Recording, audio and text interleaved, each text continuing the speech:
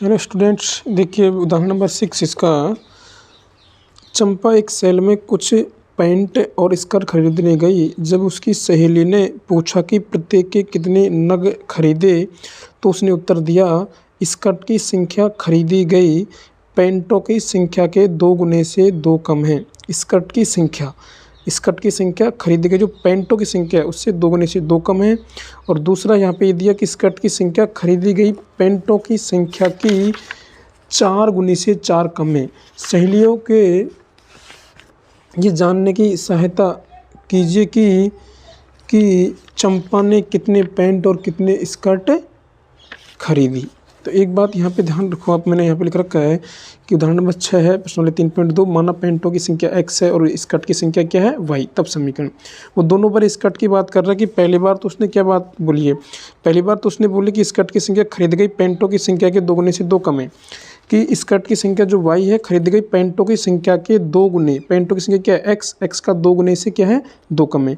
दूसरी बार उसने स्थिति ये बताई है कि स्कर्ट की जो संख्या y है जो खरीदी गई पैंटों की संख्या के 4 गुने से क्या है 4 कम है। यही महत्वपूर्ण बात है समझने की, इसमें और कुछ भी नहीं है। इस प्रश्न में थोड़ा सा इसको घुमा रखा है, आप एक बार वापस देखिए कि माना पैंटों की संख्या कितनी मानी x मानेंगे, पैंटों की संख्या x मानेंगे तथा स्कर्ट की संख्या y है। पैंटों की संख्या x है तथा स्कर्ट की संख्या y है। तब समीकरण देखिए एक बार, y बराबर 2x माइनस 2। इसने बोला कि स्कर्ट की जो संख्या है जो खरीदी गई पैंट की संख्या के 2 गुने, पैंट की संख्या x उसके 2 गुने से 2 कम है, एक समीकरण बन गया। दूसरी बात उसने बोली कि खरीदा गया जो स्कर्ट की संख्या है जो पैंटों की संख्या के 4 गुने से भी क्या है 4 कम है।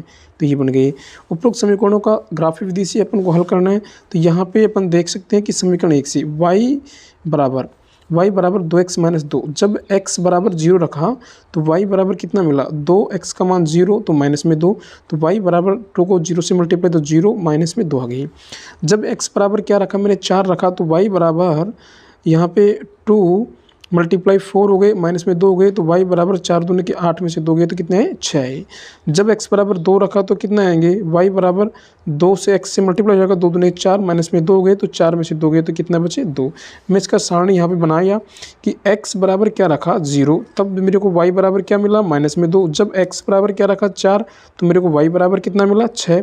जब x बराबर रखा 2 तो मेरे को y बराबर मिला 2। इसी प्रकार से मैं यहाँ पे समीकरण नंबर 2 से ले रहा हूँ कि y बराबर 4x माइनस में 4, y बराबर 4x माइनस में 4। जब x का मान 1 लिया तो 4 मल्टीप्लाई 1 तो 4 में से 4 गए तो 0, y बराबर 0 प्राप्त हुआ। जब x बराबर 3 लिया तो y बराबर 4 गुणा 3 माइनस में 4, तो 4 × 12 में से 4 गए तो कितना बचा 8, तो y बराबर 8। जब x बराबर माइनस 1 लिया तो y बराबर 4 मल्टीप्लाई माइनस का 1 और माइनस में 4, तो ये हो जाएंगे माइनस के 4 और माइनस के 4, इधर को माइनस से 1 से 4 मल्टीप्लाई होगा तो माइनस का 4 और माइनस का 4, तो ये हो जाएंगे माइनस के 8, y बराबर माइनस के 8। जब x का मान क्या रखा अपन ने 1 तो y का मान क्या मिला 0। जब x का मान क्या रखा 3 तो y का मान क्या मिला 8। जब x का मान माइनस में 1 तो y का मान क्या मिला माइनस का 8 मिला, y का मान क्या मिला माइनस का 8। इस प्रकार से हमारे ये दोनों सारणी अपन ने बना ली। अब इन दोनों सारणियों से हमको क्या बनाना है, इसका ग्राफ बनाना है। दोनों सारणियों से हमको इसका क्या बनाना है, ग्राफ बनाना है। अब हम इसका ग्राफ को देखेंगे। ग्राफ यहाँ पे हमने बना रखा है, ग्राफ को अच्छे से देखेंगे एक बार, क्योंकि ये तो ग्राफ का y और y डैश होता है, ये क्या है x डैश और x होता है। अब एक खाना बराबर हमने कितना माना है एक खाना, इसमें यहाँ लिख दूँ एक खाना बराबर कितना माना है 1 माना है। तो यहाँ पे कितना होगा ये 1 2 3 4 5 6 7 8, इधर को माइनस का 1 माइनस का 2 माइनस का 3 माइनस का 4 माइनस का 5 माइनस का 6 माइनस का 7 माइनस के 8, इधर को 1 2 3 4 5 6 7 8, इधर को माइनस का 1 माइनस का 2 माइनस का 3 माइनस का 4 माइनस के 5 माइनस का 6 माइनस का 7 माइनस के 8। और इस प्रकार से अपन ने इसको ग्राफ को बना लिया। ग्राफ बनाना बिल्कुल सरल है। ग्राफ एक अगर ग्राफ को ढंग से आप बना लेते हैं तो उसके बाद में बिल्कुल भी कोई परेशानी नहीं आएगी। अब इस प्रकार से हम आपको इसमें दिखाते हैं कि हमने फर्स्ट वाला बिंदु क्या बना। देखो फर्स्ट सारणी हमारी क्या थी, फर्स्ट सारणी थी जब x बराबर 0 तो y बराबर माइनस के 2। मैं इसको यहाँ पे लिख लेता हूँ थोड़ा सा कि ये यहाँ पे इसको लिख लूँ मैं यहाँ एक बार देखिए आप कि x और y, जब x का मान 0 तो y का मान -2, x का मान 4 तो y का मान 6, x का मान 2 तो y का मान 2। और दूसरी हमारी सारणी ये बनी थी, यहाँ पे x और y, x का मान 1 तो y का मान 0, x का मान 3 तो y का मान 8, x का मान -1 तो y का मान -8। अब यहाँ पे इसका हम ग्राफ दिखाते हैं तो आपको पता लग जाएगा कि ग्राफ किस प्रकार से, बिल्कुल एक सरल तरीका है ग्राफ बनाने का। देखिए जब x का मान 0 तो y का मान -2। देखो x का मान 0 है, यहाँ पे x का मान 0 तो y का मान -2, क्योंकि y का मान -2 यहाँ पे आएगा तो x का मान यहाँ पे क्या आएगा 0। पहले x का मान 0 फिर y का मान -2, एक बिंदु ये आ गया। दूसरा अपन यहाँ पे देखेंगे कि x का मान 4 है, y का मान 6 है। देखिए x का मान 4 पे यहाँ पे आ गई और x का मान 4 तो y का मान कितना है यहाँ पे 6, तो यहाँ पे एक बिंदु ये आ गया, बिंदु आ गया। दूसरा देखिए तीसरा नंबर देखिए x का मान 2 तो y का मान 2, यहाँ पे x का मान 2 तो y का मान 2। इस प्रकार से एक यहाँ पे रेखा मिलाई तो इस प्रकार से ये एक सीधी स्ट्रेट लाइन बन रही है। इस प्रकार से फिर आगे अपना दूसरी सारणी अपनी थी x बराबर 1, x बराबर 1 तो देखिए x बराबर 1 y बराबर 0।